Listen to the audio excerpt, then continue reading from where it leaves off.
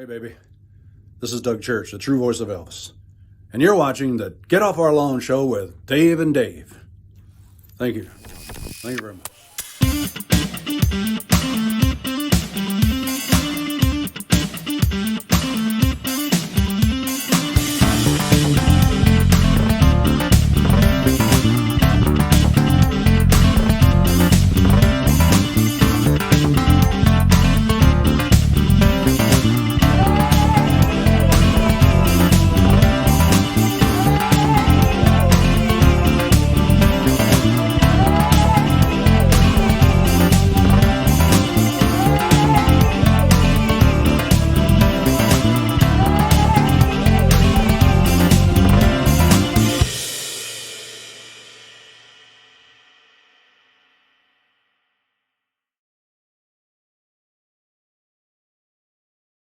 Take it away, sir. Thank you so much, Doug Church, the true voice of Elvis, Air Force veteran. Doug Church has been an Elvis tribute artist for, well, I've known him since 1982. Play a little bass for him back in England when he was doing his Elvis work back then. But I can't tell you, folks, if you get a chance, go on YouTube and look up Doug Church, the true voice of Elvis. He's booked all around the country. Just a tremendous Elvis tribute artist. Looks like him, sounds like him, and he's just amazing. But thank you again, Doug, for doing the intro for us. We appreciate it. Now, folks, welcome to the Get Off Our Lawn show. I'm your host up here in Western Pennsylvania, Dave Jackson, down there in North Carolina. The power beard himself, Dave Seymour, the host with the most. Also enjoys a good roast. Will give us our sports and weather every 3 minutes on the sevens, Mr. Dave Seymour. And what's it doing out there, Dave? No, it's your clock. That's right. It's live. And, no, I know it's what you're hot saying. as hell. It's dark. I know what you're saying. We have Diane Frost / Mcmorrow here with us. Now, I have to say this up front. We already did this once with Diane, but we had a little technical snafu. So it's a little bit of deja vu here with us here at the Get Off Our Lawn. When did we do that? How long ago was it? October. Yeah, was it? October. So not that I remember everything that Diane said, because I don't. I don't remember anything. Yeah, she doesn't remember. Yeah. Oh, well, thanks. Yeah. But Diane, life goes on. So. You mean I'm not the center of the universe? Oh my gosh. I should be. Dave is. Okay. All right. He's the center. He's the center. I'm the center. That's right. Right where that star is. That star is. That's right. He's the center. I'll ask y'all one question. What was the one thing that I said would be the problem if I did this from here? Dogs being interruptive. One of them's going to start howling any second. Oh, yeah, that's right. Yeah. Oh, perfect. Yeah. The pooches. We'll ignore her, and my husband will hopefully grab her. Well, we like all guests on our show, so we don't bring them in. So. That was one of the beards, Dave. It was the bearded howler monkey, right? Bearded howler monkey. Well, that was a previous discussion. Oh, here we go. She's calling somebody in. I'm calling her in. All right. Come here. Come here. She's upset because someone just left her. Stay right here. I'm sorry. Oh, it's all right. So, again, welcome, Diane. Thanks for coming back and try it again. Yep. So, we're going to start like before. Tell us what happened after we walked out that field and took our diplomas and walked away. Okay. Go. First of all, I guess I lost my diploma because I don't know where that went to. And that was 1980, and I stuck around for about 6 years in Dryden, Ithaca area. And then I was off to New Jersey for 30-something years. What did you do during that 6-year period? Yeah. I was going to say, what were you doing in Dryden? I worked as a dental assistant. If either of you ever had a root canal, I worked for the only endodontist in Ithaca. He was in Ithaca, Cortland, and Elmira. And he was the only one in Ithaca and Portland. Wow. So I worked for him as a dental assistant.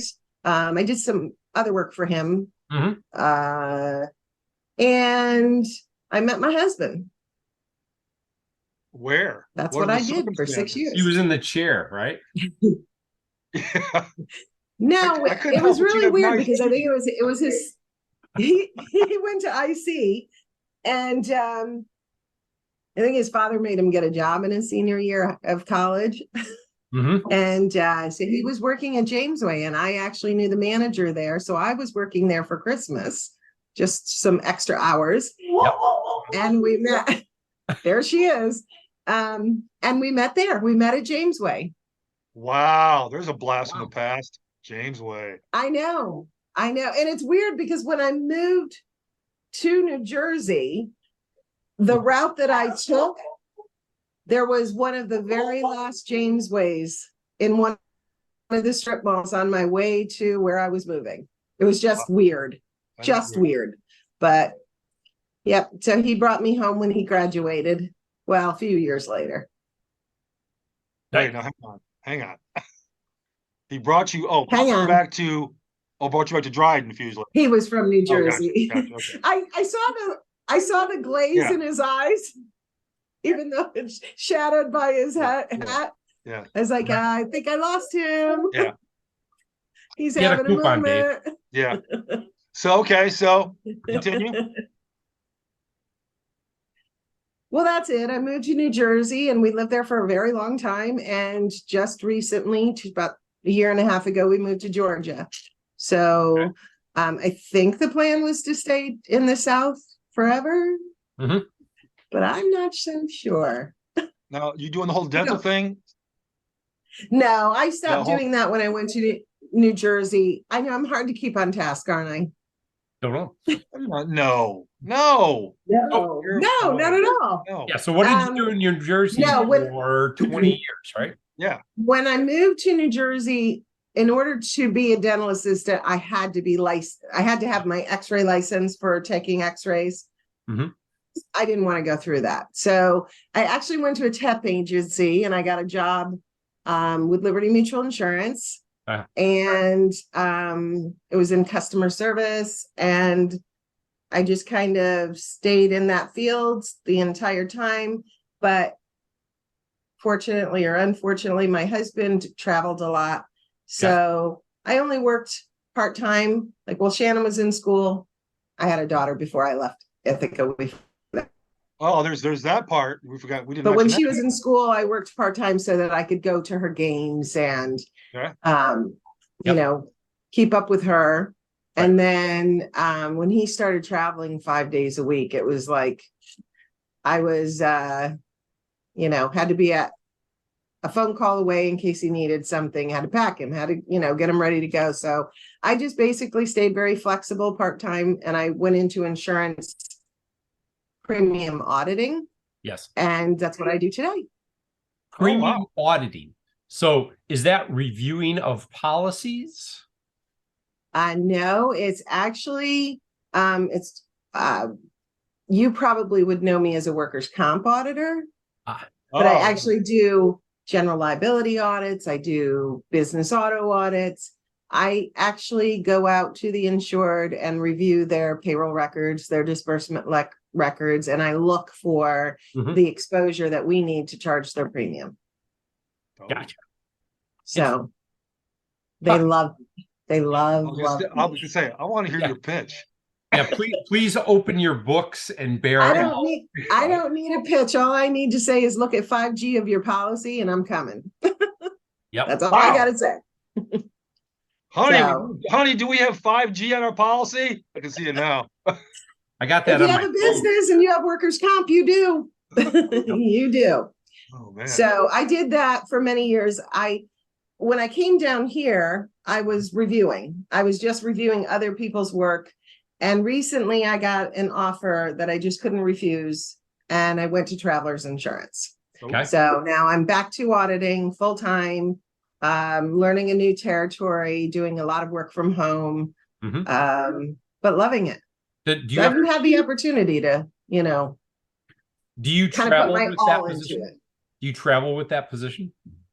Eventually they would probably ask me to, but like, do you have to go do visits or something? Oh, I have to go out in the field. I do have an Atlanta territory. Okay. It's supposed to be somewhere around 20 or 30% of the time, and the rest of the time I'm in the office. I see. But traveling to other, a meeting occasionally I'll go to, but if they ask me to do relief work, it'll be tough for me to do because of our situation with our other little hobby.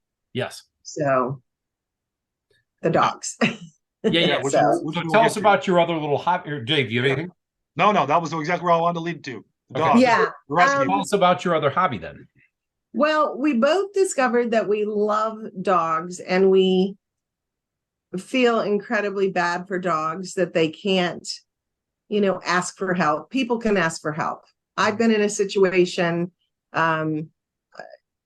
probably to kind of tie in with Doris's, I'm sure what you talked with Doris about. I was in an abusive situation and I was able to ask for help, and I got help.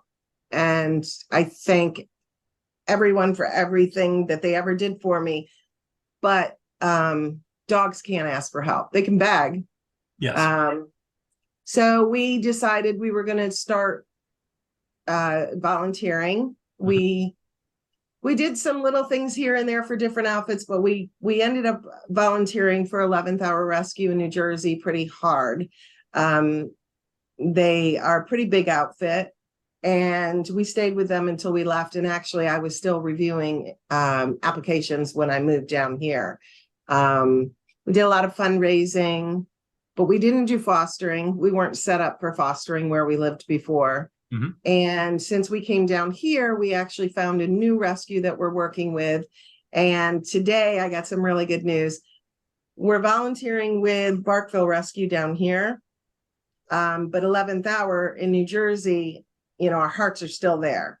And we have been able to make that connection between these two fosters, or these two outfits. And we are now taking dogs from this rescue and getting them adopted up north and bringing them on a transport up there. We just had our first dog go 10 days ago, and today was the second one. And they were both adopted. Wow. They both have families. So that's huge.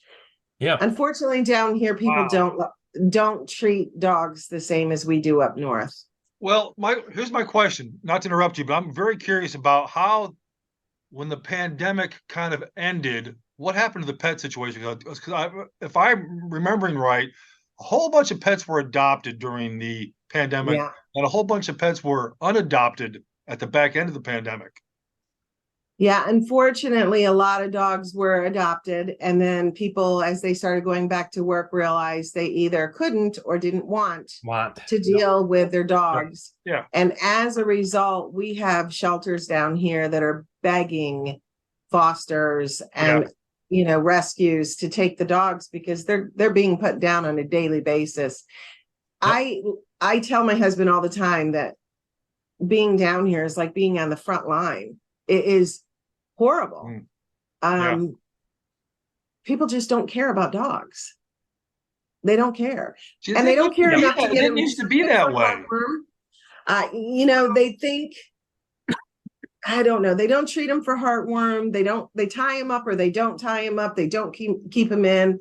When we first moved to our house, there's one road that leads up that's very windy and hilly. And, we're in the Blue Ridge Mountains. So you can imagine.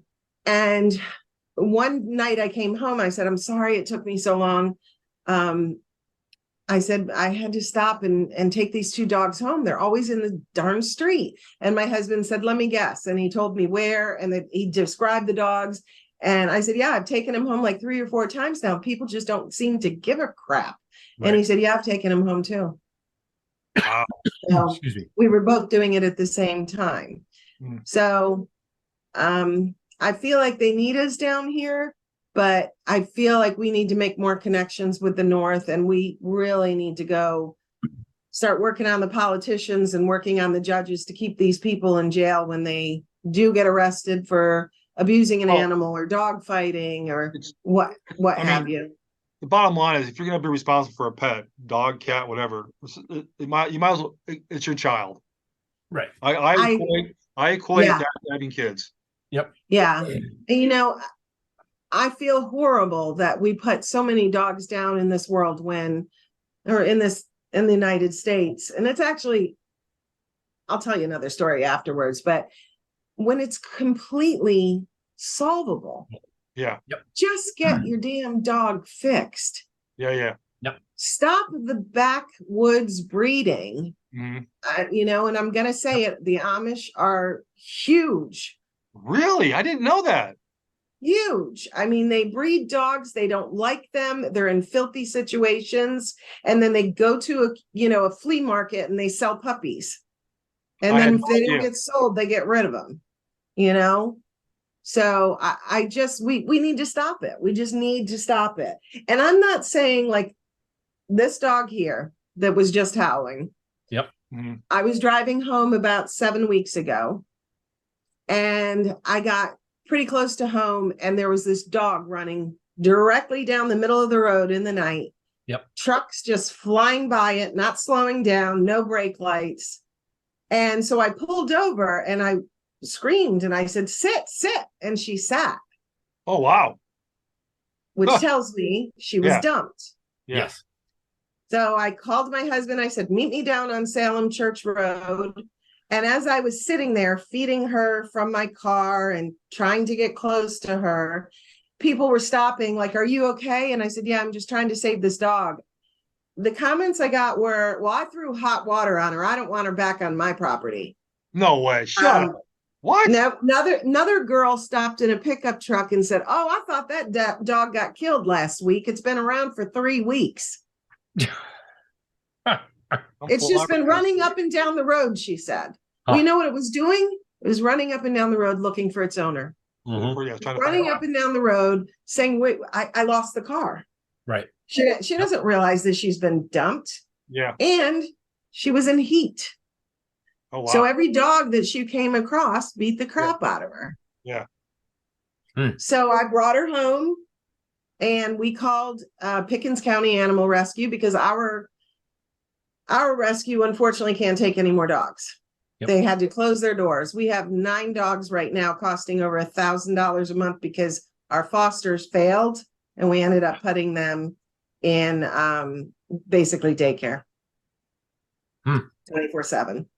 So I brought her home thinking I'll wait for a spot, but then she was in heat. We couldn't get her fixed. We don't let dogs go unless they're fixed. Yep. And she's here with me all these weeks later because there's no openings for her. Is there a commonality on what type of dog you're seeing more and more of? Small dog, big dog, short hair, long hair, different types? Or is it just all over the map? I would like to say up north, I would have answered that question and said no. Some people like a small dog, some people like a German Shepherd. Down here, people want puppies.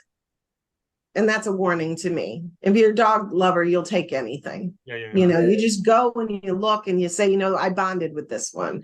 Yep. And you really have to be committed for a puppy.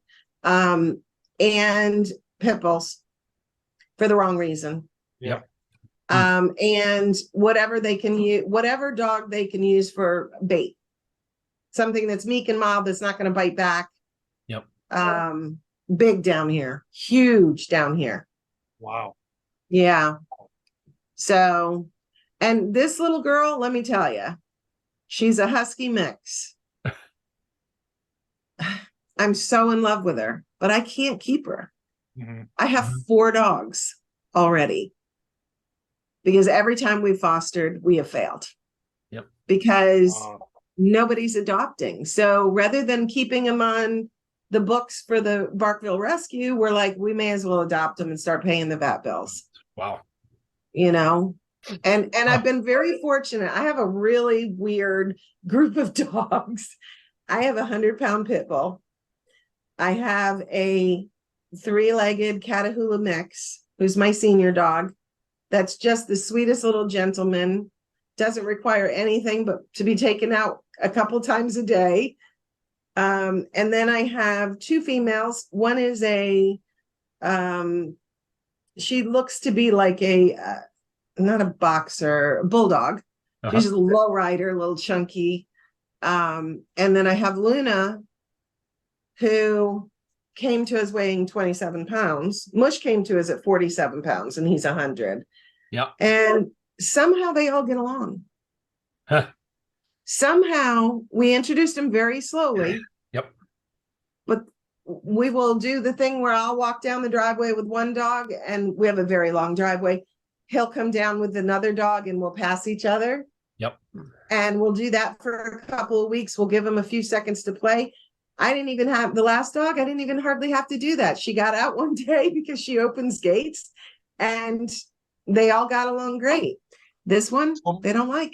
So my guess is dogs understand each other's situation. Yep. I do think that's true. Or they understand that you're true. supportive of them. Yeah. They know they're okay. Yeah. They know they're okay there. Well, listen, shelter dogs are some of the best. They are the best dogs. To me, they're the best dogs. But once they, I have had dogs that are food aggressive or jealous or whatever. But once they get to know, like, mommy loves me just as much. Yeah. Or Yep. there's a meal twice a day. Yeah. Or I get that yummy ice cream every night, they just chill. They just relax and have fun. And I have no problem leaving those 4 out here. We have a big pasture that's fenced in. I leave them out there. They're great. For some reason, they do not like this dog.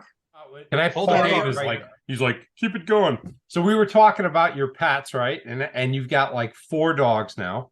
Yes. And you're getting them used to each other. Well, And no, they're the all 4 loving are each other. used to each other, but I can't keep the 5th dog. They're not going to accept her. So I'm actively looking for, Mhm. a home for her, but I think she's going to end up being a husky. I think it's kind of cruel to keep her in the South anyway. It's Yes. freaking hot down here. Well, Yeah. yeah, I was going to say, Dave had huskies for a year. Dave, is your I mic? know. Are you hearing me? Yeah. Yep. I had a Yes. husky. Yes. Yeah, I was going to say, Dave's husky was out in the little kiddie pool every chance. And then, of course, wintertime, she's like out in the snowbank, right? Just Oh yeah. making Couldn't a wait. know. Couldn't a wait. beeline for. Apollo, back at the height of my jogging days, Apollo would jog 20 miles with me. I know. And every half mile, he would dive into a snowbank, take a big gulp of snow, and then we press on. It was but what was funny was he'd only look for complete virgin snow. It couldn't be snow mixed with slush No. or something on the Do you road. know why that is? Because he knows These his, huskies are incredibly smart. yeah, no, They are no Apollo was on it. dumbasses. Yeah, Apollo was completely on it. Yeah. I Yeah, miss they're him. great. I know it's hard, Dave. It's, my daughter, who has grown up to be very, very wise. When I lost my first dog, I was a mess. Like I would drive 20 miles around the town we live in to get from one side to the other so I could avoid where we walk downtown. And she said, Mom, she said, it's better to have danced the dance than to have never danced at all. And I'm like, so simple, but so true. Very And true. now I think I have a little healthier outlook. Like I know my senior is not going to live forever. Yep. Yeah. And I just told my husband, we're going to have to start thinking about rescuing some senior dogs, which is there's a desperate need for that. Yes. There's Yeah, a lot of senior dogs that have never had a home. I have a friend who does that. And it's a very hard thing to do because, she picks them up at the pound or the SPCA or whatever. Mm-hmm. And then she'll have them for maybe 2 or 3 years. And these dogs have all kinds of issues, right? Yeah. And people just are tired of them. Yeah. And so she takes them and she gives them a life for the last couple of 2 or 3 years. And it's a work, and it takes a special kind of person to do that. It does. It's very hard, but I commend her because she's going to have many jewels in her crown when she gets to heaven.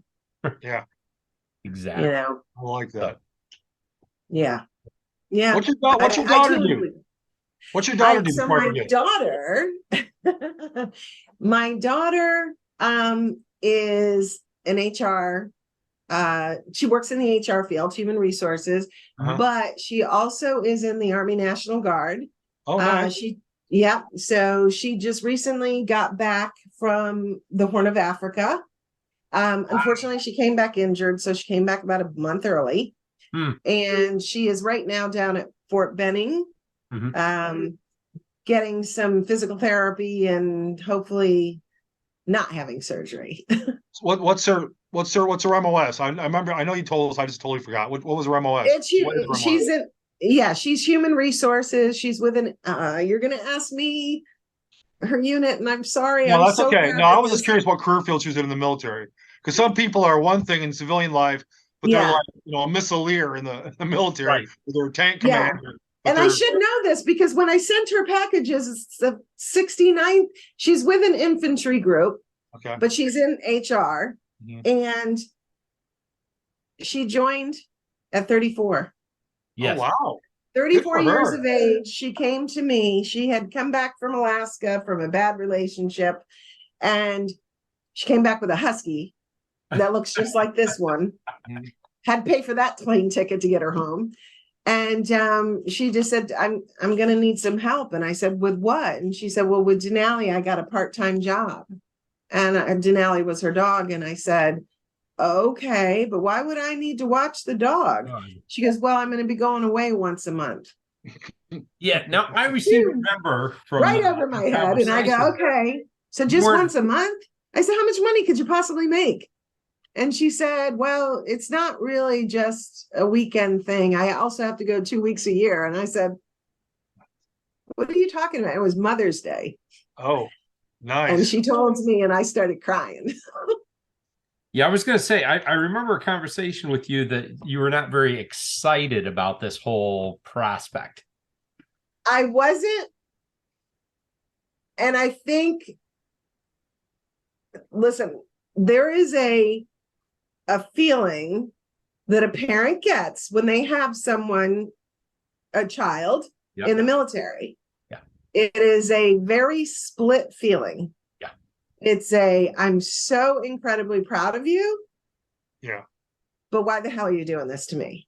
Well, a lot of it depends on what's going on in the world at the time. True. But my daughter also is very accident prone, and I thought there's no way she can do this. But she got injured in the Horn of Africa. What could go wrong? Right? What could go wrong? The kid once came out of school. I picked her up to go to something. Walking down the steps, broke her leg.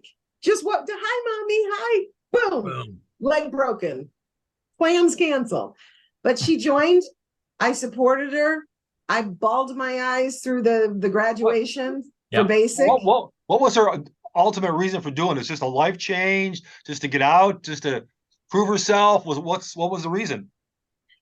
The only thing I can say is that she became, at some point in her life, she became extremely patriotic. And when college days came around in high school, she was still listening to her mother, and her mother told her, now you avoid those tables that say Army, Navy, and all of that. And when she told me she was joining at 34, she said, it's your fault. I would have joined at 18. Wow. So, at that time, everything was my fault still. She was only 34. Well, you always do opposite of what your parents do, right? Yeah, exactly. You immediately go there, right? But you know what? And you might know this because you're military. Dave, Dave are you also Dave Seymour? No, ma'am. No. Okay. They called her grandma in basic, not even mom, grandma, because she was with 18-year-olds. 18-year-olds. I remember in basic training, mind you, this is July of 1980 or August of 1980. We had a gentleman. So I was in 5 days after I turned 18. We had a gentleman that was in our flight that was, I want to say 23 or 4. He got the same treatment. Yeah, you get a lot of crap. A lot of crap. I'm going to try to pull up. I want to see a picture. Where's her graduation? Something from her TDY? Something. This is a picture of her before she left. I don't know if you can see. It's going to be. There you go. There you go. Right there. Yep. Yeah. And I've got another good one in uniform. I'm going to make a random comment.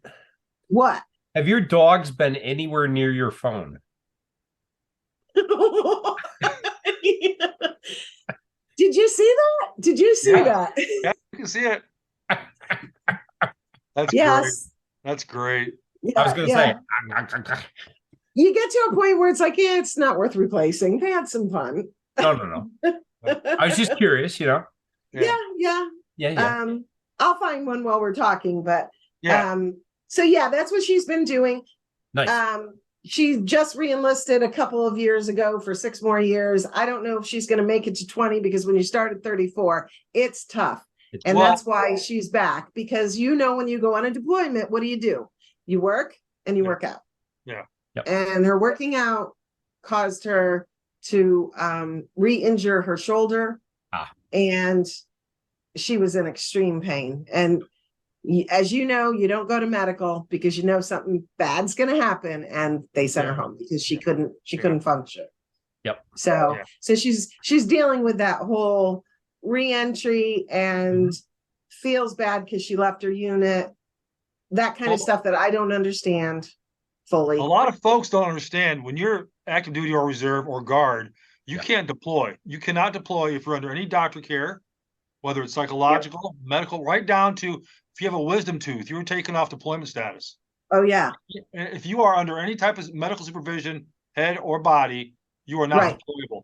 And that is exactly what Shannon does in the Army, is she got them all ready to go, made sure they all had their dental records, their medical records, everything, was checked off, and made sure they had their security clearance, made sure they had their 2 passports, all of that stuff. That's what she does. Yeah. And in a situation, if it were war, she would be not on the front line. I feel some sense of relief. Yes.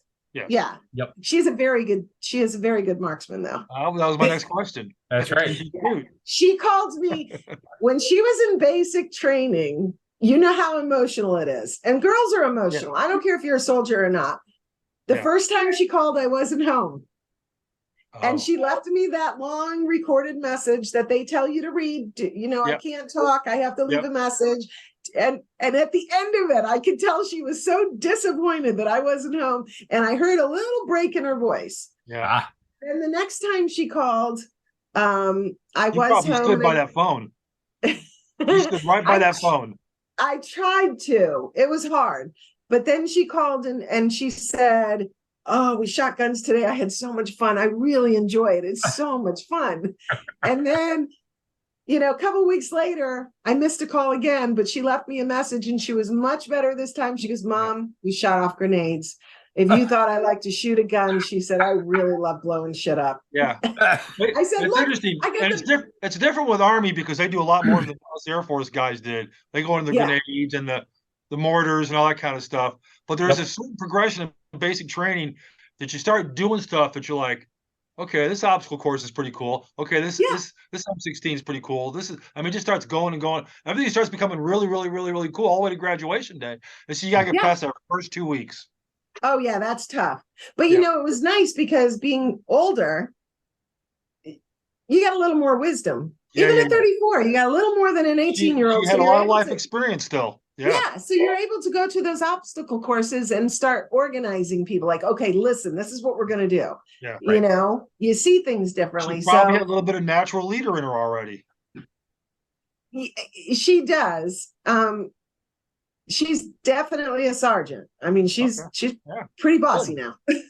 She's pretty bossy. Good for her. I like her already. Well, Dave, I don't know if I told you this or if I told Blanche this. A long time ago, when I first got on Facebook and I was asking people, classmates, finding classmates to do the first reunion that I did, the 30th or whatever it was, with Sandy and Agnes. Yeah. I had Facebook open one day and my daughter came in and so that was, if it was the 30th, it was 2010. Yeah, 2010. So she was like 30 years old, probably, right? Am I doing my math right? Yes. Yeah. So she came in and I had asked her to help me with something on Facebook and she goes, "Whoa." And I go, "What?" And she goes, "Who's that?" And I go, "Oh, that's one of my classmates. That's Dave Jackson." And she goes, "He's really cute." What? And I said to her at the time, I just looked at her. I remember so easily. I looked at her, I go, "First of all, he's too old." I said, "Second of all, he's very married." to a very beautiful person. She goes, what do I know? What do I know? She says, calm down. I'm not going to meet him. That's great. Now, I got to know what picture that was that his scene? It was the one with the stocking cap. Was it? Oh, I know what it was. I know which one. It was when I was running. So I was. No, I wasn't. Yeah, I was running then. It was probably when I was my outdoor running on my stocking cap look. Yeah. All right. I know which one. I don't know. I'll find it. Yeah, you got to pull that up. You put that in. Yeah, she's going to be so embarrassed that I said that. I hope she never sees this. Tell her I said hello. Well, if you have any friends more her age, I mean, she is still single. I'll tell you, when you're single at her age and a sergeant, it's hard to find good guys. Yeah. Yeah. You know, the process has got to be real tough. Well, like the last guy, the first thing he did was the first date was in a shooting range. Are you serious? She's gonna emasculate you so bad. I like that. And she did. Shooting range. Let's go do clay pigeons, right? Yeah. So she'll be coming for a visit here soon. She's still property of the Army and can't just freely leave. But I took her car down to her, and actually she's moving down here. She sold her house in Binghamton. I sold it while she was gone, and she's moving down here. So nice. Yeah, I can't wait. Cannot wait. All right, so let's talk friends in school. The best part. Okay. Not the best part. The most controversial part of the video. Okay. Controversial, Dave. Controversial. There we go. Controversial. Controversial. Yeah. So now we've talked to Doris and all your compadres. I'd like to hear rebuttal. What you got? What you got, Diane? What you got for rebuttal on anything? Well, let's do it this way, Dave. That's broad. That's a broadly open question. I get it. That implies that you've got a specific story that you'd like a rebuttal to. Well, yes, like what was this? Yeah, what was the circumstance, Dave? Does it involve a monkey or a door? Oh, what was the first thing you said? A monkey or a baboon? Oh, well. Does it involve a baboon or does it involve a door at the high school? Okay. Oh no. No, this involves a monkey or a baboon. Yeah. And a trip and a spring trip, right? Spring break trip. Can you tell us your version of that story? Yes. Okay, I don't know if it's a true story because I have a horrible memory. Well, you can make up and just fill in the parts. Yes, fill the blanks. Okay, all I remember is 4 of us. Carleen, Laura Ingram, Doris, and I decided we were going to take a trip because y'all went to Florida and we didn't get to go for one reason or another. So we were like, screw it. We'll go to Hershey Park. Okay. Yep. Okay. Yep. Okay. Not one of us had any capability to read a freaking map because we ended up in New Jersey. Okay. So far, so good. It's, New York, Pennsylvania. Somehow we went over here. Yeah. That's so great. We decided somehow that we were just, okay, we'll go to Great Adventure. So we went to Great Adventure and we were driving Doris's mother's car. And when we went through the safari, the signs that say, do this, don't do that. Yeah. What do you think we're going to do? We're going to do what they tell us not to do. Correct. So they said not to scratch on the ceiling, don't knock, don't agitate the baboons. And that's just what we did. And it was just fun.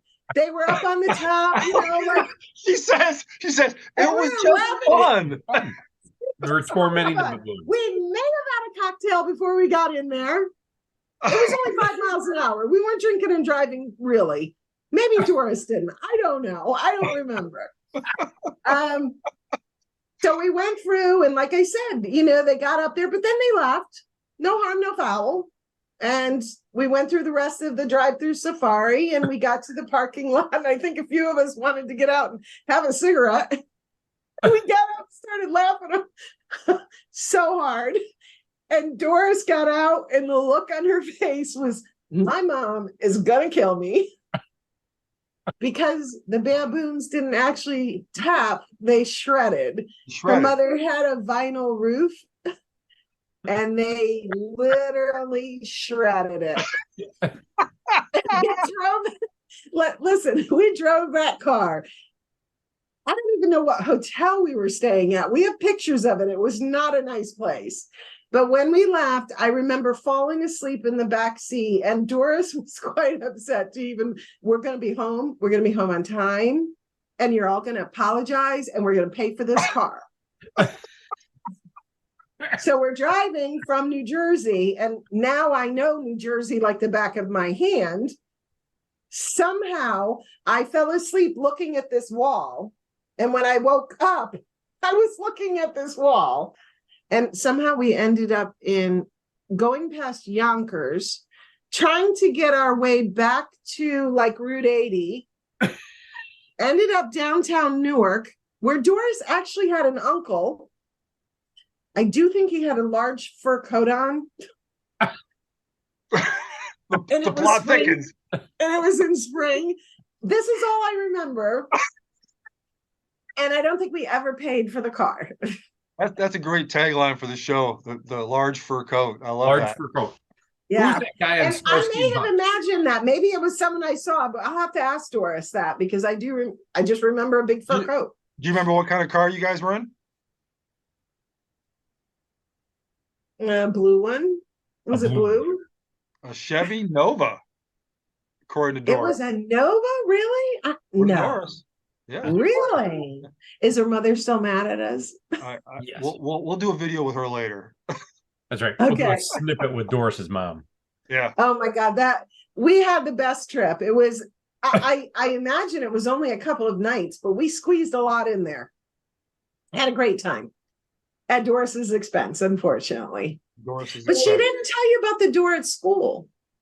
I don't think she did. Do you remember that, Dave? No, I think we ought to hear this story. Yeah, let's go. You're on. Now that you've opened that door. That door. All right. So if we were to walk into Dryden High School and the Lion is here, and you went down the hall, and then you turned down the other hall, and there was the slope in the Yep. Was that C-wing? C-wing. Downstairs C13. Okay, almost directly across from the library and Mr.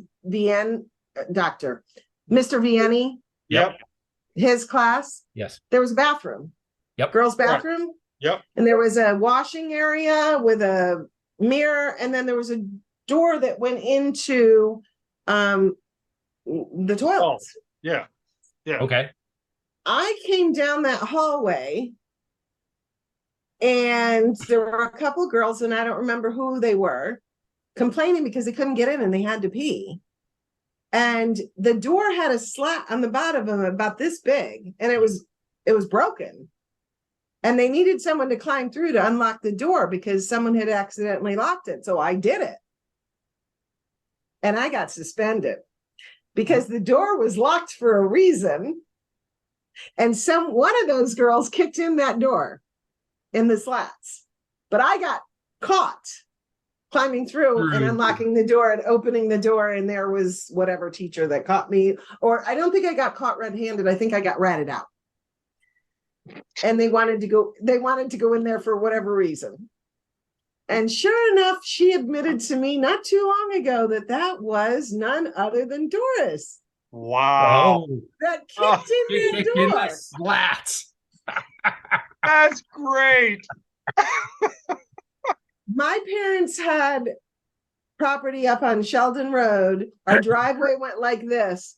I picked rocks for 3 days during my suspension. I think we're even. I think she and I are even. Yeah. That's great. So, yeah. Good times. Good times. Good. So we asked Doris this. We're going to ask you this. It's probably somewhere in the same vicinity here. Who was the basic crew you hung out with? Off campus and off campus? It was Carleen, Eileen, Sherri Baldessarre, Doris was there, Laura Ingram, Tina Darling, Agnes Beck. Mm-hmm. I know I'm forgetting someone, but that was pretty much, you know, core group. I was always best friends with Carleen. Mm-hmm. You know, we kind of cool it and go back. Girls are like that. We're fickle. But that was pretty much it. It was Tina Darling with Eileen Edmonds and Carleen Edmonds with me, and then Sherri. Oh, and Penny Munson. Oh my God, I haven't seen her in forever. But yeah, that was pretty much the circle. Okay. I have to admit, I wish that I wish I knew some of the people I know better now. I wish I knew back then. You know, we all have that regret. Yeah. Yep. I forgot all about Tina Darling. Forgot all about her. Because she's in Texas and she doesn't do Facebook. She doesn't come to reunions. Mm-hmm. I've talked to her brother a couple of times, Ricky. Ricky? Oh, okay. Ricky, yeah. He actually did work on my daughter's house up there. So I saw him for a few weeks while he was helping my brother. Are Ronnie and Terry, they're brothers or they're cousins? I can't remember. Ronnie and Tina are brothers with Ricky. Okay. Ronnie, Tina, and Ricky are siblings. Terry is a cousin. Oh, okay. All right. Yeah. And Ronnie and Tina actually live in Texas, very close to each other. I just don't know where. Okay. So it's a small world we come from. Yeah, it is. You know. But yeah, and I'm pretty much in touch with everyone except for I did find out that Laura Ingram did pass away. Oh. I didn't know that. Oh, yeah. No, I don't think I did. And I can't even remember who told me that, but I had a real hard time finding two people, and she was one of them. Mm-hmm. Like no trace of her whatsoever. And then someone from another class, and I can't remember who it was, told me that she had passed away. And then Tina, and Kitty Spaulding. Kitty Spaulding. There you go. That's the one. Yep. Her. She lives in Spartanburg. Okay. She and Mark Daningburg. Yeah, Mark Daningburg. They had, I think, three beautiful daughters. We have seen him. He did come to a reunion. I don't think she has great memories up in New York, so I don't think she comes up, but oh my God, I would love to see her. Yeah. Would love to see her. I went to a few birthday parties up at Mark's house. Did you? He lived right across from Dryden Lake, right? Right at the top of the hill. Right before you go down that hill in the Dryden Lake, that red house right in the right before you went down the hill. Okay. Nancy Williams lived on the left, and Mark was on the right. Right, Mark's house right before Nancy Williams on the right side, right at the very apex of that hill. Yeah. You did a really cool thing one year. You posted a bunch of pictures of childhood friends' homes. Yeah. And I meant to save it and never did because I did not know where a lot of people lived. Of course, I knew where you lived. I screwed Roger Dick's house up. I had the wrong house. Oh, no one would even know. But I thought that was so cool. Like I knew where you lived because we camped out basically in your lawn. Yeah. Yep. You know, behind the twins. And I remember Robin Brown.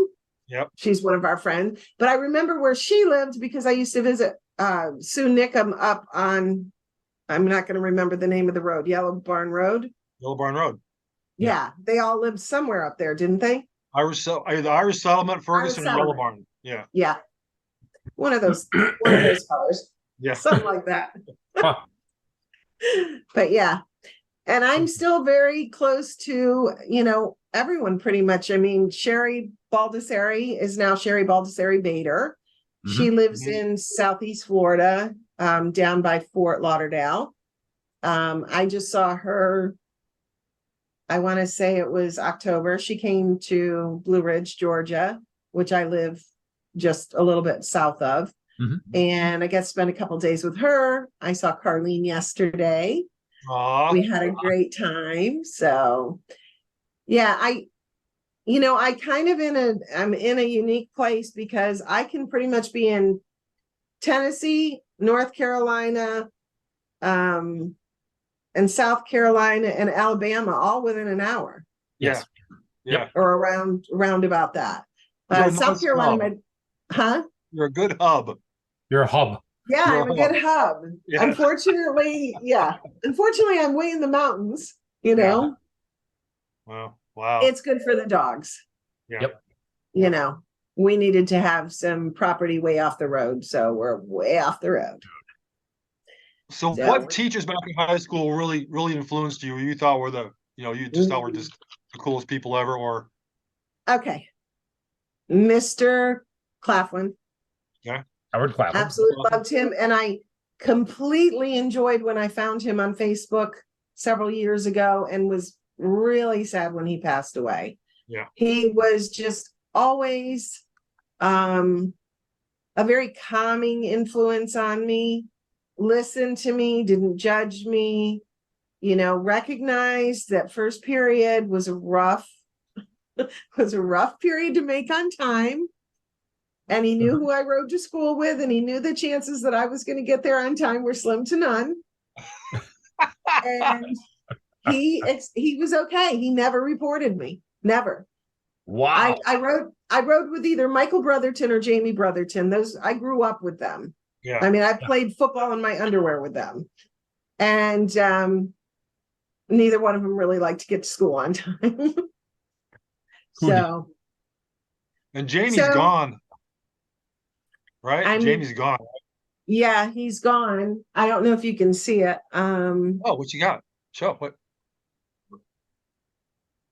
All the way up there in the top, you see that can of Old Milwaukee? Yeah. Yes. That's from Jamie's garage.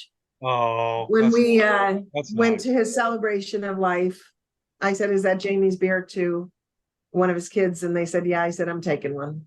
Yeah. I took one. Nice. Yeah, I can remember holding. You know, he was a little short guy. Yeah, we used to call him the Giant Knot because he was a wrestler. He was a Oh wrestler. my God, he was the best. He was fast. Yeah. He Yeah. was fast, and he was a Marine. Yep. He was a tough Marine. A Marine. I didn't realize But I that. can remember holding his hand getting on the bus in first grade. Oh, that's Really? great. My mom worked, so his mom got us ready for school. Like she would literally like throw us in the door in our pajamas, and she would get us all dressed and feed us breakfast. And then we, Mike, Lynn, and Jamie, and Jim and I would get on the bus together. So, and summers, Wow. we lived right next to each other. We played You softball and yeah. Hey, we used to get on our snowmobiles, and I'm telling you, Mike and Jamie treated me like gold. Lynn didn't want to do these things. Mhm. You know, she didn't want to go out on snowmobiles. Or we had one of the first 3-wheelers. Mike and Jamie protected me, let me hang with them. We would leave in the morning and come back at dusk. Yeah. With either blackberries for one of the moms to make as a pie, or if it was snowing, we'd go all the way down to Freeville to the market and bring back groceries for them. Yeah. Sneak Now- in some candy. You lived out towards Etna, right? I lived on Sheldon Road, which was West Dryden, technically. Yeah. Yep. Around the corner from Tom Ball. Oh, yeah. Yeah. Yeah, And that implies that you went to Freeville Elementary too, right? I did. Yeah.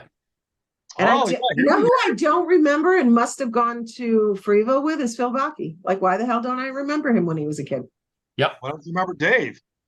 I was in Freeville Elementary. No, you were not. Yeah, I was indeed. Right. All right. So I don't remember any teachers in Freeville. Do you So have here- any class pictures? Yeah. So, Am I in any of them? well, I'd have to go back and research that part because I do have a picture of you in Miss, I believe it's Dugan's class, but that was She was 4th grade. That was our fourth grade teacher.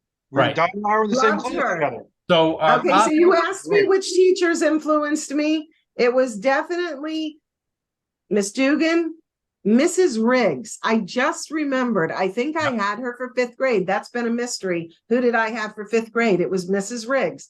And she Yep. read The Hobbit Yep. like no other teacher. She had voices for every character.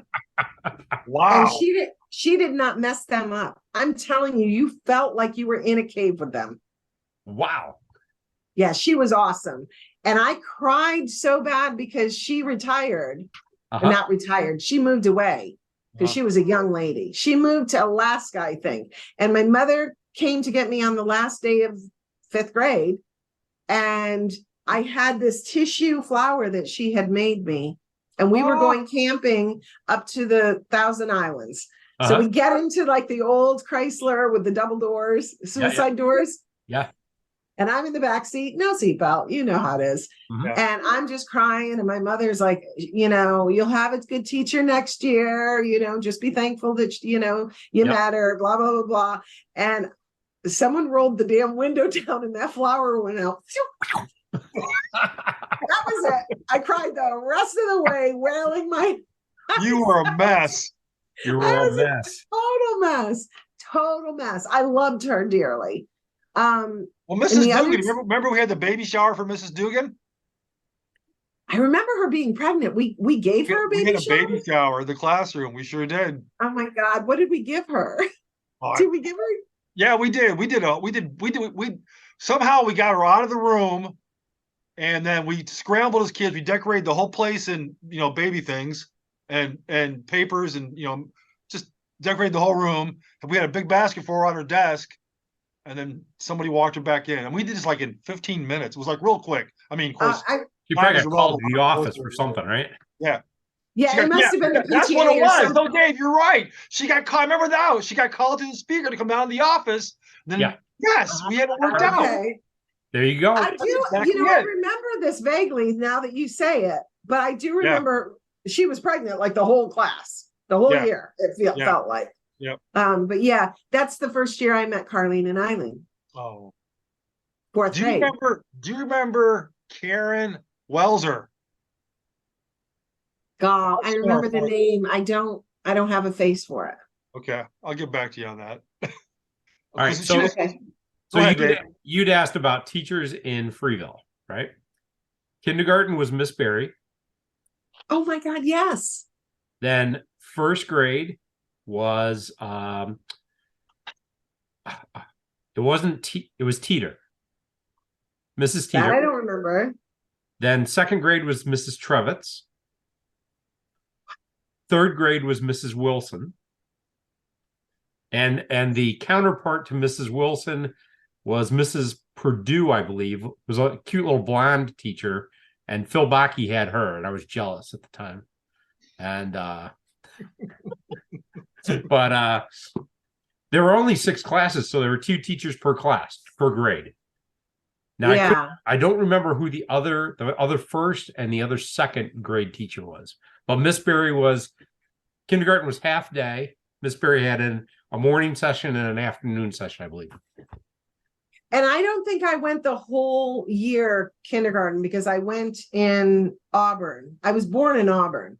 And then I transferred, but you might be able to answer a question since I now know you're from Freeville, because my mom now lives in the senior apartments in Freeville. Okay. And we were driving down the main road, the school being on the left, and just before the school on the right-hand side in one of those old, colonial houses. Yes. One of our classmates lived there.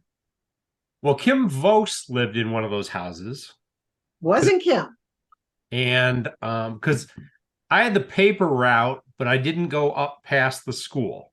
That was Phil Bache's territory. Okay. So it was not the house directly across the church. Right. It was probably 1 or 2 houses back towards and that was Kim Vose's house for a while. It was? Yeah. And I'll tell you why. Because my mother remembers, she goes, do you remember me picking you up from that house? And I'm like, I do. I said, they did the strangest thing. I went to dinner and they were very formal and we were very informal. Whoever it was, they were very formal. I don't know why I thought it was Madeline Seewald. I thought maybe it was Madeline, but I'm not positive. And we'll have to, I don't know where she lived. But anyway, there was a side plate to your regular plates. Yeah. And there was something white on it. And I thought it was a pear. So I just took my fork and I picked it up and took a big bite of it. Well, it was a damn raw onion. Why was there a raw onion there? I don't know. I don't know, but everybody had one. And I was like, well, that's horrible. Well, and my mom picked me up. I went for dinner. Obviously, I didn't spend the night. I don't know if it's because I wasn't feeling well after taking a bite of an onion and not wanting to spit it out.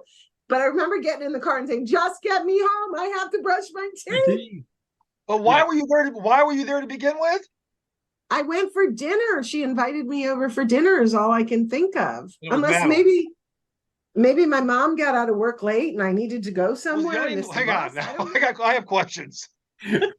Was the onion by itself on a plate? Yes. Just sitting there by itself. One little white onion. It was a half of an onion.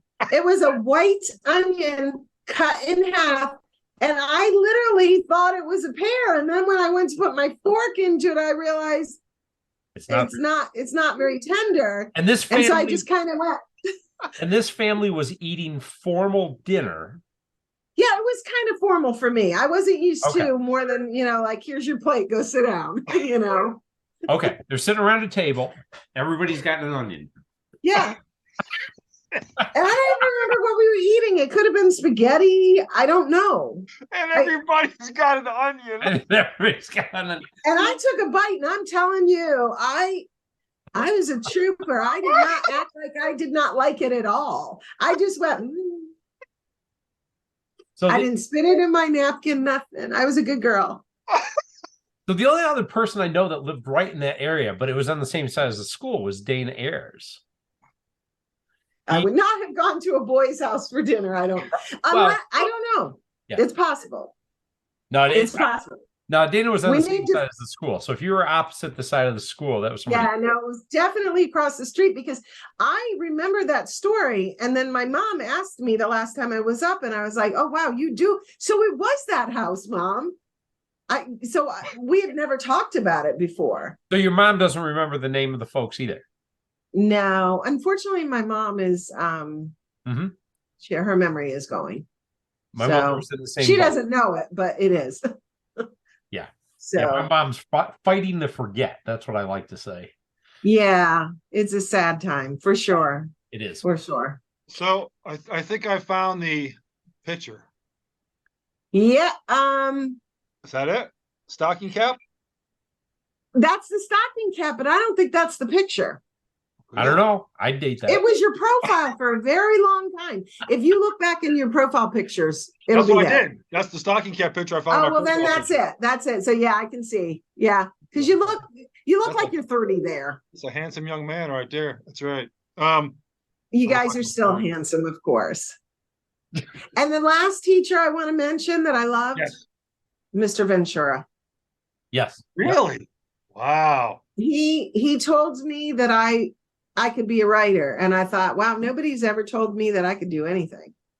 Oh wow, that's something. Yeah, some of us girls have talked about this. I for a long time felt it, never talked about it, and a couple of other girls brought it up to me and said I felt the same thing. We weren't talked to like you boys were talked to, because y'all had to get married and raise a family, but apparently back in the day we didn't. They never talked to us about, unless you went in and said, yeah, I plan to go to college. They didn't ask, where are you going to go? Do you want to go? Mm-hmm. Nothing. Yeah. So, Mr. Ventura, just a side note, told my wife in order for, she swears by this story, told Blanche that if she wanted to pass his class, she had to pay a max amount of dollars. What? Yep. Okay, first of all, why would Blanche have to pay for anything? Because she was super, super smart. Not in that class. And really? Yeah. There was a lot of stuff going on with our teachers that I was not aware of. Probably. Yeah. Crazy. Yeah. I know there was a rumor that one of our history teachers drank. Well, I know I know at least one science teacher did all the time. Which one? Mr. Ludwig. Yeah, I think I heard that one too. Yeah. Yeah. Yeah. He also had a nice assortment of shotguns in his back room too. He what? Nice assortment of shotguns in his back room too. I told my daughter this. I said, back in the day, my classmates came to school with a shotgun in the back window of their pickup truck. At least Nobody one. ever got At shot in least the one. school. At least Yeah. one. Well, I don't know if you guys Yeah. remember, you remember Steve Trumbull, the science teacher? Yeah, of course. Yeah. He had his Big hunter. he brought in his guns all the time. All the time. And he usually brought in his first turkey. Yeah. And he'd go out in the morning for school. Yeah, he'd go out in the morning for school. So I've seen he brought in turkey one year. And I want to say a deer, maybe. But I don't think he brought the deer in. Because that's probably hanging out the back of his pickup truck in the parking lot. Yeah, I mean, Kenny Lomber used to have deers out in his trees. They was cleaning them and whatnot because all the lumbers in Etna hunted, right? And so there was always you know what else they did? They had a lot of huskies. Really? I was just talking about him the other day. I said I know one of my classmates, and it may have been after school, but I remember they had several huskies there because I used to drive by all the time. Oh wow! Yeah. Wow. Yeah, because they were right on the main, going out of Freeville, going up to Etna. They were just past the farm, and that you go across the bridge, past the farm, and then there were Lombers on that corner that went off towards. There was a Swans trailer park. There was a trailer park on the way to Route 13. I don't know if it's Swans though. No, it might have been somebody else's, but Congers. Yeah, could be Congers. Yep. That sounds right. Yeah. Yeah. So Kenny and I used to hang out a little bit because he had you remember the Banana Splits? The TV show or the bike? I was gonna say the Saturday morning show. Yes. They had the 6-wheel little ATV thing. ATV, yep. Kenny had one of those. No way. Yeah. I'd have been his buddy too. I was We had one of the original we had the 3-wheeler dune buggy. Oh, and then when the one came out with the big giant tires, we had one of those. We rolled it too. I think they took those off the market. Those were death machines. They were death machines, and we would roll them. Yep. It's amazing that we're still alive. Yeah, I mean, I tell people I was like 8 when I got my own snowmobile. It was used, but it was my own. Yeah, wow. Yeah, we had snowmobiles. I can remember as far back as forever. Yeah. Blanche had her own Arctic cat, the kitty cat. Wow. Oh, cool. I mean, those little shrunken little kid ones. Arctic cat, kitty cat. Yep. That's so cool. Does she have pictures? No. Oh, maybe. I don't think so, though. I don't think so. My mother was horrible. I have like no pictures of my childhood. None. She just didn't take pictures, So sad. So, but who else? I'm trying to think of I did like Mr. He taught typing, which no longer exists. Allen. Mr. Allen. Well, there was a female typing teacher as well. Yeah. Mrs. Streeter? He could have been. Because I took typing. It was business, right? Business class. She was I had her for shorthand, and my sister had her for shorthand. Yep. So I didn't know she taught typing, but of course she compared me to my sister. They had that room with like 4 elongated desks with rows of typewriters, right? Those big that was it was either IBMs or Smith Coronas. Yeah. They were Smith Coronas because my mother built some of those. Yeah. Everybody worked at Smith Corona back then. Yeah. Well, the factory was over in Cortland, right? Yep. Well, no, she worked in Groton. There was one in Groton. That's right. As well. Yeah. That's right. I forgot about that. Right next to the car dealership that would rob the employees and charge them to park their cars there.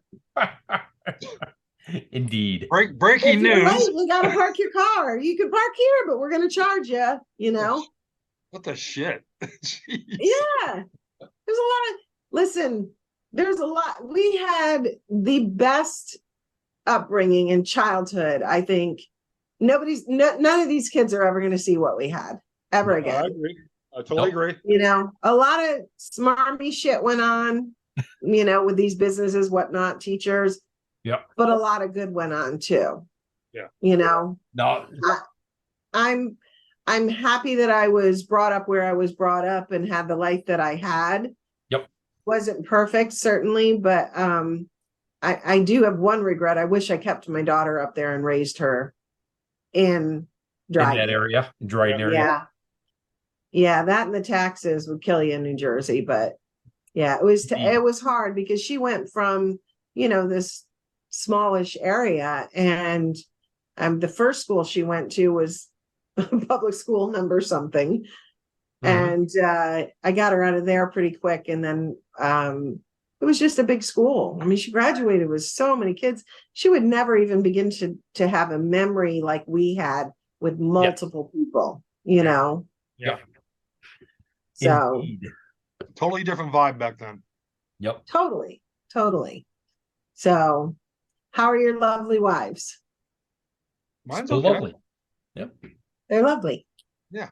Well, actually, tomorrow's Pam's birthday. Oh, that's right. Happy birthday, Pam. Is she just turning 60? One more. 61. Oh, she is. I think I was close to being the last one. To turn 60. Yep. I graduated at 17, and I didn't turn 18 until November. Oh my gosh. I didn't turn 18 until July. So right after graduation. Yep.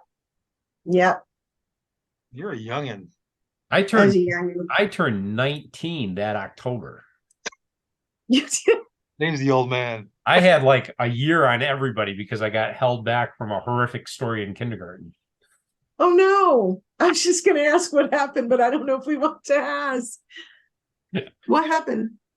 Well, the short version of the story was, I went to kindergarten the year before, and somehow they had that metal jungle gym thing that was actually in the classroom. It was an indoor jungle gym.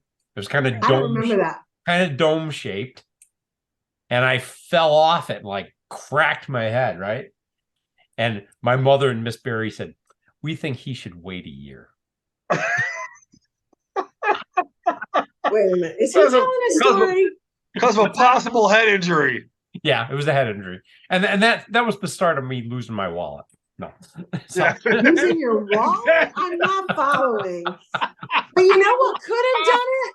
We talked about this before. Do you remember the giant icicles hanging from that building? Oh, and how we used to go out on our break and literally stand underneath them on a sunny day, waiting for the water to drip in our mouths. And Dave, I want to tell you, these things were 6 and 8 feet long and this big around. And why the teachers didn't say, get away from them is beyond me. Well, you snapped them off. You snapped them off and you had sword fights with them, right? And so, because these things were you would sit underneath an icicle waiting for it to drip so you can catch the drip in your mouth. One little drip of water. In the meantime, if it melted female people, we could have been impaled, like down the throat. Oh yeah. Sword swallowing, Dave. Yeah. So. But you know what else we did there that was so sweet that I have not done since? What's that? Is the maypole. Oh, the maypole. The maypole. Do you remember the maypole? You did the weaving of the paper. Yeah. But I don't remember doing I don't remember doing that there. How's that? We did that right out front because we used the tetherball that is no longer there. I was going to say, tetherball was the violent version of the maypole. I was going to say tetherball was the more aimable dodgeball. Yes. Well, that was where you separated the men from the boys, right? Yeah. Yeah, that was a rough. I haven't thought about that. I would love to have a tetherball. That would be awesome. Because we used to play dodgeball in the what I remember from the gymnasium in Freeville, right? We played dodgeball. We had those little wooden things, little roller carts, right? They had the 4 little swivel wheels. The ones you ran over your fingers with? Every class. All the time. People were like walking around with nubs, right? Yep. Yeah. And and we used to shut kids in the drawers under the stage. Oh, I do remember that. Oh my God, I want to go back there so bad. Have they remodeled that at all? I haven't been in the building since then, right? And do you remember remember who else? Here's another memory, right? This just sparked my memory. They used to have the tables. They had the big key that you'd unlock these metal tables that would fold out of the wall. I don't remember those. Because this was the cafeteria at lunchtime. Oh, yeah. And so the dual purpose room. Right. So it was like a big, it was like a meat slicer. If you put your hands anywhere near these things, right? The benches came out, the tables came out, they unfolded, and they had 4. And did they make us take these out? Pardon? Did they make us take these out? No, you couldn't go near them because you would instantly be. I'm shocked because slicing kids in half, right? Okay, so was this the same room that the jungle gym was in?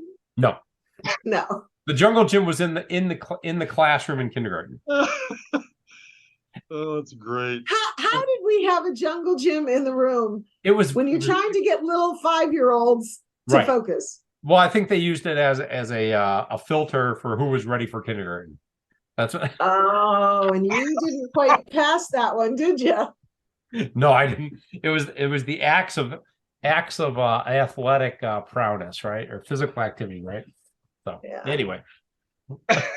And then the other thing that we did, I can remember being in Mr. Jenner's class. Yeah. In 6th grade. Right. And older kids, that my sister was older, and there was Johnny Jerome and Joey Jerome. They would all terrify me that, when you get to high school, you have to climb up a rope. Yep. I was so terrified of having to do that. Thankfully, I never did it. Never succeeded. Well, they had ropes at Dryden Elementary. Yeah, they did. And they even had ropes at Freeville. They did? Yeah, they had to shimmy up the ropes. They had like 2 of them for gym class. There were anyway. Dave, were you? I don't know where I was because I never. I got like halfway up, and I think only once or twice I managed to touch the ceiling or whatever it was. Right, you're like 60 feet up in the air with no safety. They were tall ropes, man. They were, and girls have no upper body strength at that age. Yeah. What's their thought process? What does that prove making us climb that rope? Well, and if you fell, there'd be certain death, right?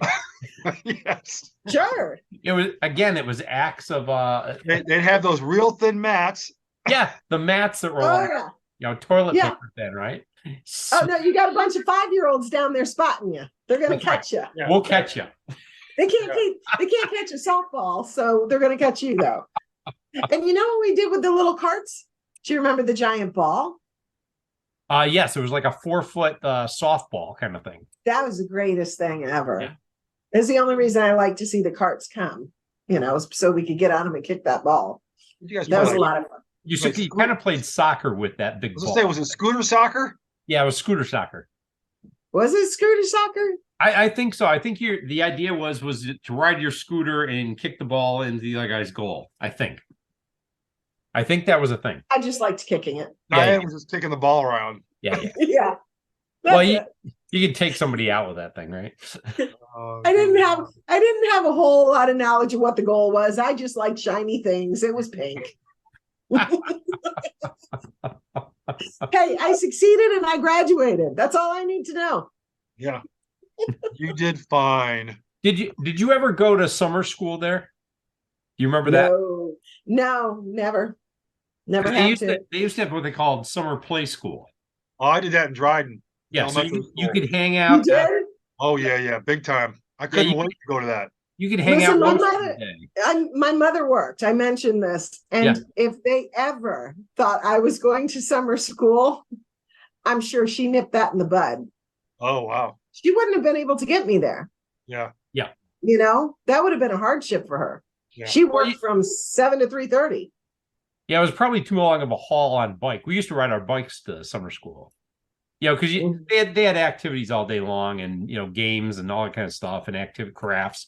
And you just used to go to the high school and swim. Yep.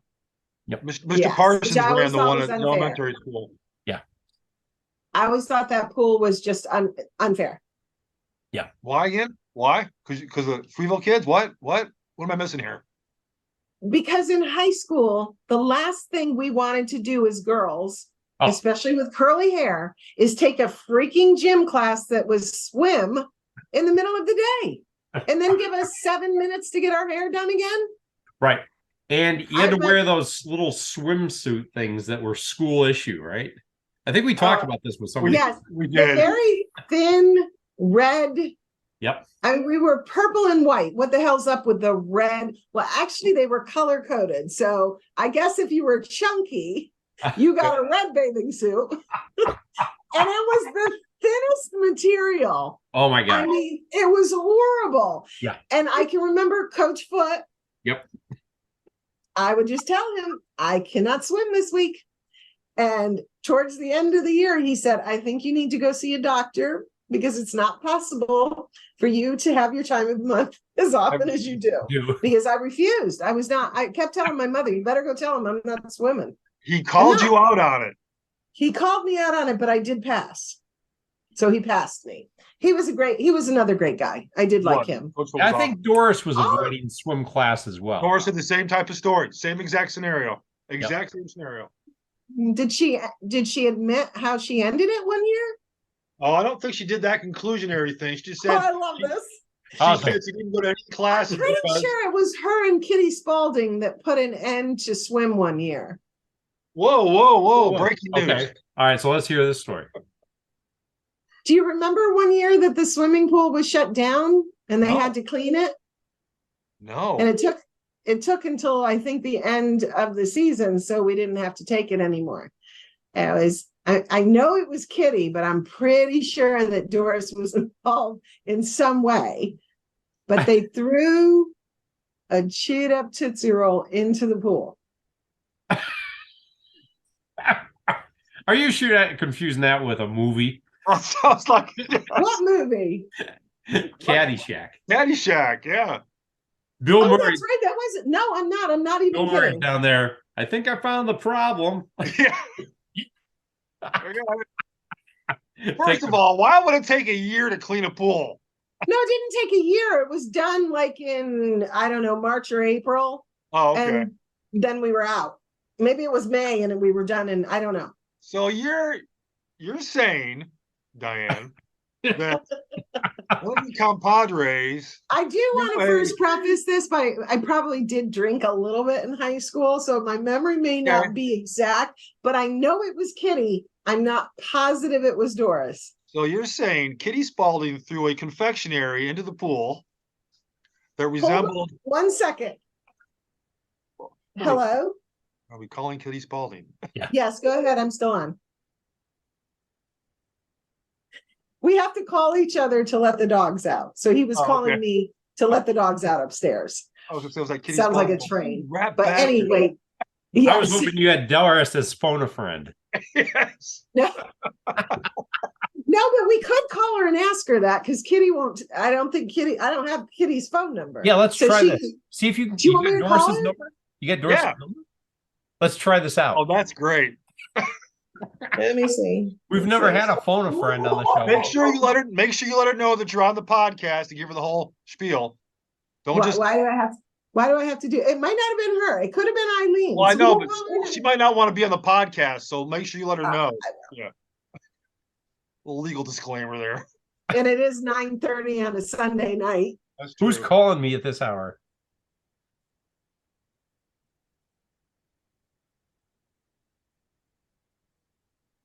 Your call has been forwarded. Oh, okay. All right. It's bedtime, you know? Yeah. For normal people, yes. I'm going to leave her a message, though. Yeah. Not available. At the tone, please record your message. When you have finished recording, you may hold your phone up to the speaker here, too. Hey, Doris, it's Diane. Listen, Dave. I'm on with Dave and Dave. And I just wanted to know if I remembered something correctly. So we were going to ask you to get on with us. If you get my message in the next few minutes, give me a call back. It's just some clarity I need on something that happened one year in high school. I don't even remember what year. All right, there was a story involved. Love ya, bye. We'll see. We'll see if she calls. She's probably screening calls at 9:40 on a Sunday night. So we wanted to talk to her about her car's extended warranty. Yes, yes. Do you have an issue with baboons? That's right. How's your roof holding up, right? I do want to show you something real quick. Hold on. All right, go ahead. Hold on. Hi, Bubby. That was great. Phone a friend, right? Yeah, phone a friend. We'd like to verify the story. Hold on.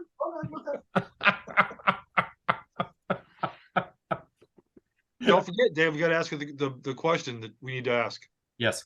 Uh-oh. Okay. The Tupperware is coming out. Look at this Tupperware. Oh, look at this. She's organized.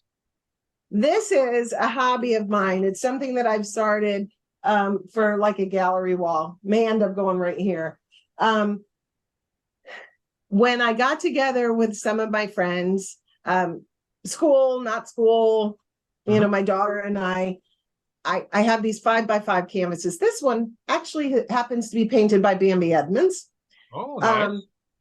I want them very simple because I want to hang them very close together on the wall. Yeah.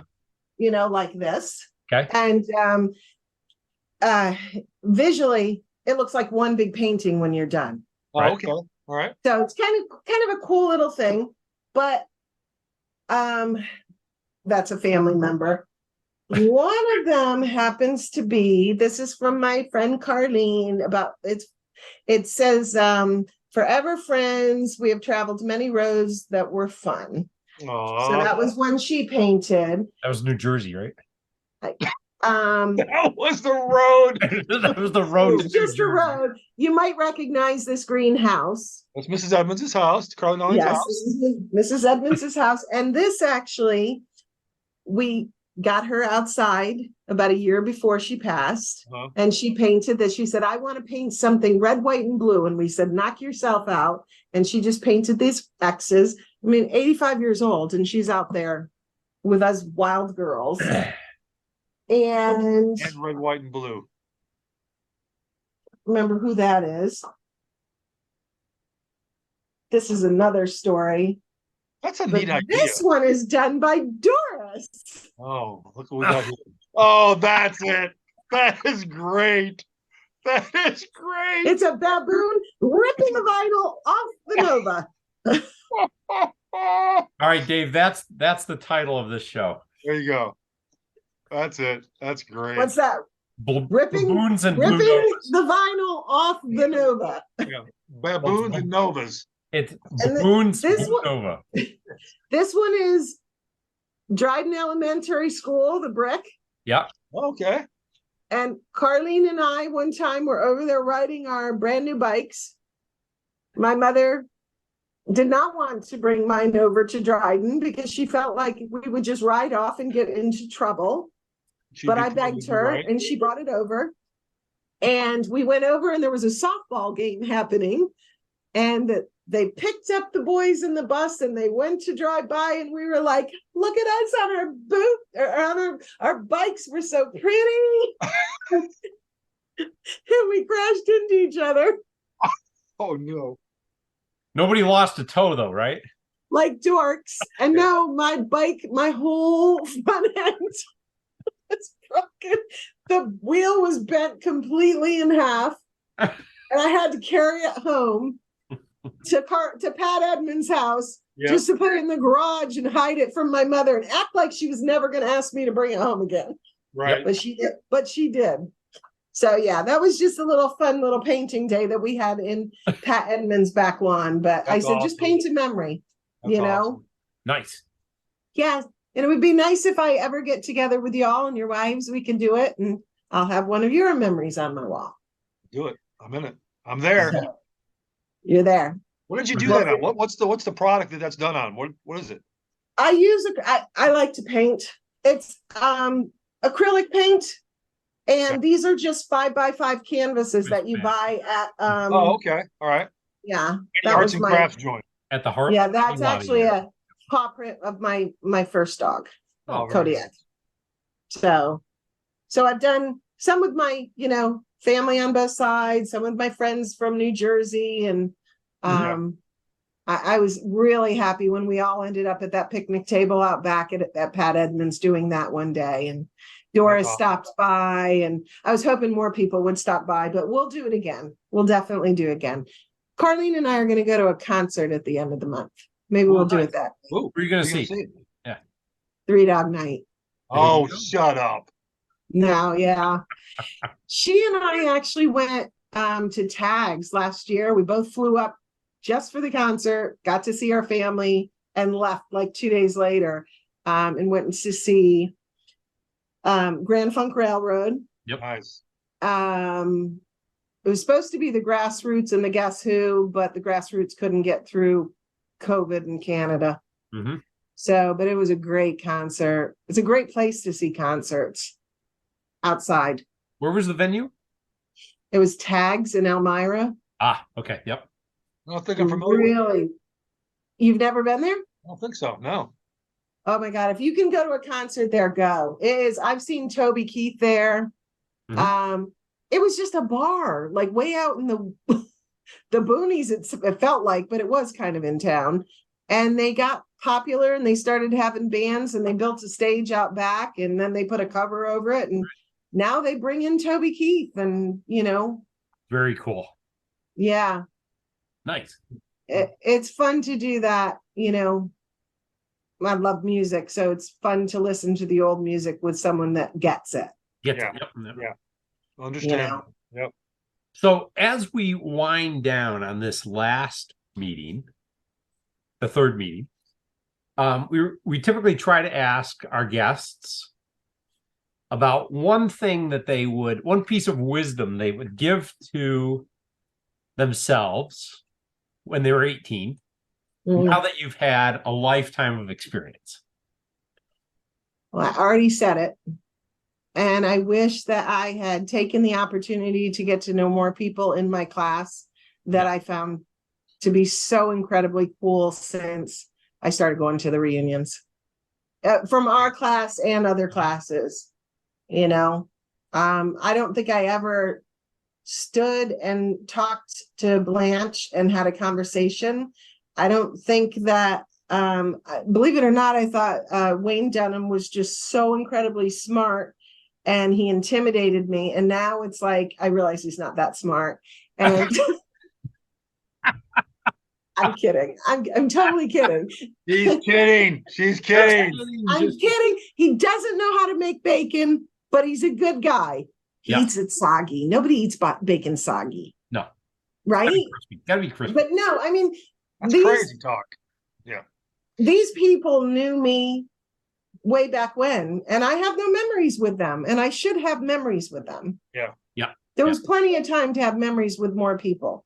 Well, it's like I always go back to Robin. I think I said maybe one word to Robin through an entire school career. Yep. One, I was afraid to death of her. I was afraid to death of her friends. Yeah. Her male friends, not her girlfriends, but her male friends. And as soon as I retired from the military and we started getting ready to go to the reunion, I said more to her in a half an hour on the computer than I ever said the entire time in school. Yep. Yeah. Well, yeah. And I know you probably don't believe this, but I was insecure and shy. I may have been a loudmouth, but I was very insecure and shy when I was in school. Well, it was kind of interesting. I mean, you typically hung out with like kids in your neighborhood or on your street, and your world was sort of this big, right? Yeah.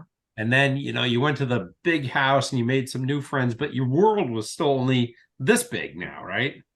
Right. And it's like you hung out with who you hung out, and that was sort of the thing, right?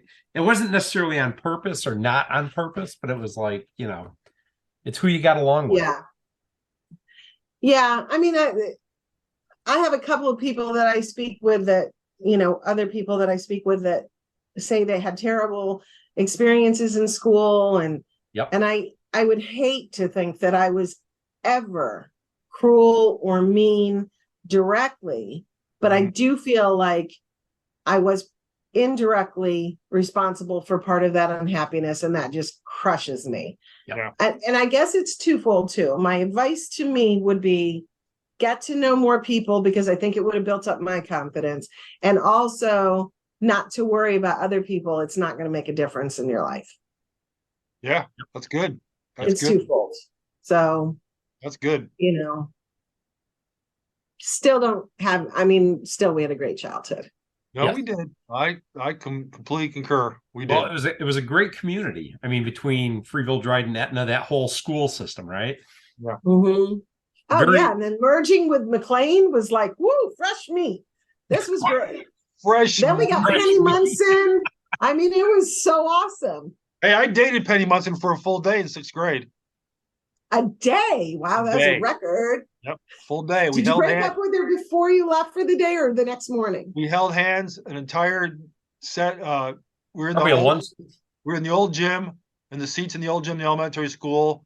I forget what it was like. A recess. We held hands the entire recess. Ooh. And she dumped me.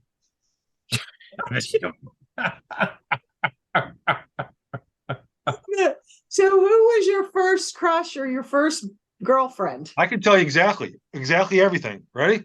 My first crush, my legitimate first crush, was Brenda Denniston. My first kiss was Carleen Edmonds. What else? What else is in line? What else? What else you got? First girlfriend.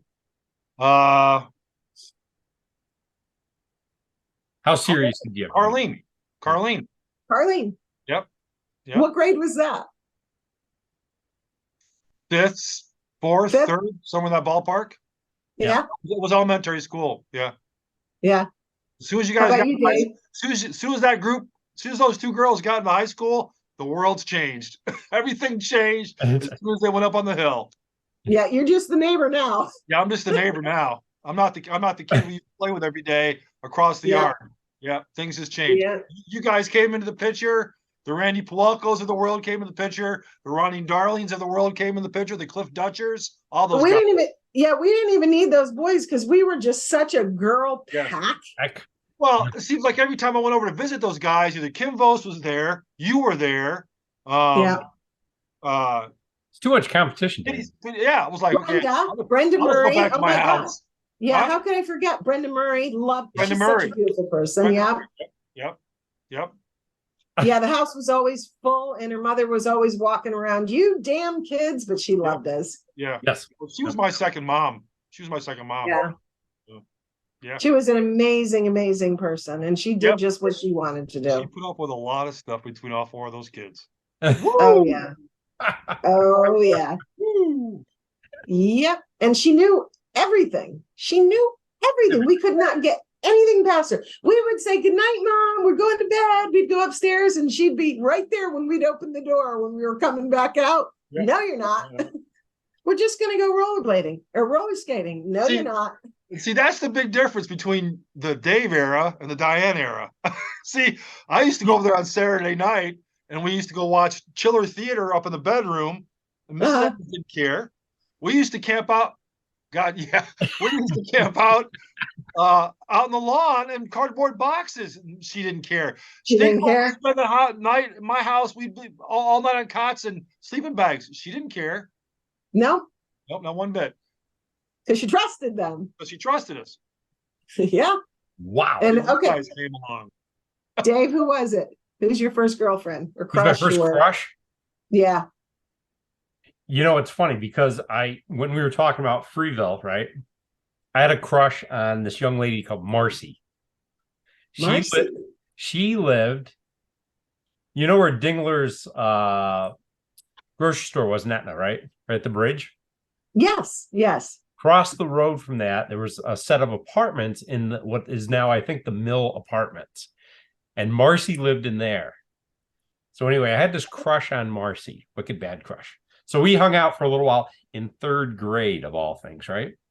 Now, because I was looking for pictures while mind your time, Dave. Just so you know. And there it goes. There it goes. No. So see this right here? Here's Mrs. Wilson's class. Oh, wow. Okay. This is me. This is Marcy right here. Oh, she's so cute. Oh, look at her. So there's Jamie Brotherton, Billy Dart, Mike Monty, Morgan. I think that's Tom. What was Tom? Oh my God, and Robin Tom Bailey, Bennett. whom I love. Okay, so anyway, we're gonna run out of time here, but Okay. these are all posted up on the Facebook page. I have to get on there and look again because I love these old pictures. So I wanted to say thank you, Diane, for spending the evening with us. It was nice. Thank you guys. It was fun the first time, and it was fun this time. Yeah, you were a great guest, and I couldn't wait to get you back on. I apologize we couldn't get it right the first time. Well, that was more my fault than yours. But we sure. found out some more interesting stories. Yes, Dave. yes. I think. And make sure you follow us up about the phone call. Yes. Phone a friend. Yep, you gotta find out about that. I will. You know what? I will follow up, and I will let you know what the outcome of that was. Yes. Yes. You know, what she says. That was a Get Off Our Lawn show first. Yes. We're breaking new ground. Breaking new ground. That's right. Phone a friend. Hey, and I wanted to tell you too. Yeah. You guys would be. This would be a great business if you want to work at this point. You should reach out to anybody that's doing a class reunion and say, our podcast is for you. Everybody call in that can call in before, and then you guys could break it down to like an hour long chopped up interview of everybody and show it at their reunions. It would be awesome. Oh, you mean like a Dryden reunion? Well, you could do a Dryden reunion, but I'm saying you could do this with any other high school. Wow. You know, like We put could, it out there on, start a business. I see. I think it would be awesome. You could form a collective of random 10-second segments of people calling in and saying, "Hi guys." That would be something. Have them call, I see what have you're them saying. call in and have like 10 questions. What 10 questions? We're going to ask everybody what you do since you left, know. Yeah. I think it would be a big hit. It really would. Because you could That's get some something. funny stories and show it at the reunion and let the sparks fly. Yeah. That would be something on the big split screen there. Yeah. We could have funny stories and rebuttals. Yes. That would be awesome. A lot of finger pointing. And it's always easier when they're strangers. There's no, it's no sweat off your No ass. skin off my teeth. Right? Yeah. You remember when Exactly. Chuck did this? Yeah. Hey, we can brainstorm this. I could help you with this. All right. All right. I'll have your people get with my people. That's We'll right. talk. We'll do lunch. We'll do All right. lunch. Well, please tell your wives I said hello. All right. And thank them for letting me share your evening with you. Sure. All right. No. And I hope I get to see y'all soon. And please give your daughter my best and thank her for serving the country. Appreciate it. I will. I absolutely will. Give all the She'll dogs appreciate a it. snack too, right? Doggy snacks. Dogs are all asleep. I think I'm just going to go in and get right into bed. I'm golden. You're golden. I'm glad My we can husband took care facilitate of your them. evening. Yes. I might be able to watch TV without doing this while I'm going to sleep. Yeah. Petting them. It's petting them. We're ending it on a note that we started on. All right. Perfect. Oh my God. You guys are awesome. That was great. That's staying in. You're right now. All right, dear. All right, dear. Thank you very Take much. care. Okay. Love you, Diane. Love you See ya. both. Bye. We will see you next time.